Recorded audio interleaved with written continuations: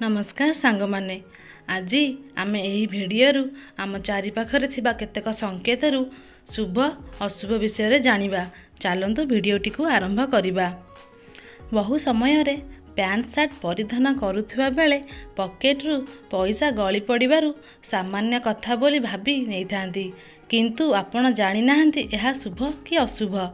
एमिति आहुरी बहु छोट काम रही जेउथिरु शुभ अशुभ जना पड़ी थाए। जदि आपण पोशाक पिंधुथिबा समय रे पॉकेट रु पैसा खसी पड़िला तेबे आपणकर धन लाभर जोग रही।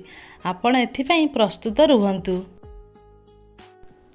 घरे जदि आपे आपे नड़िया फाटीगला तेबे जानतु कि कौनसी खराब समय थिला ओ ताहा नड़िया फाटिबारु कटिगला।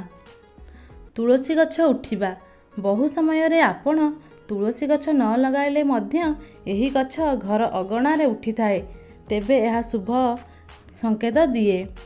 आपणक गृह रे विष्णु और लक्ष्मी वास करिबार यह एक शुभ संकेत।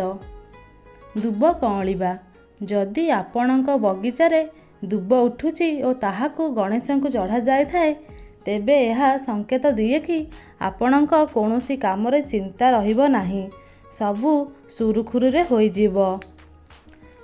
महू ढाली हेबा जदि घरे कौनसी पात्ररु महू ढाली होई गला तेबे जानतु कि आपणक घरु नकारात्मक शक्ति दूर होई खुशी आसीगला।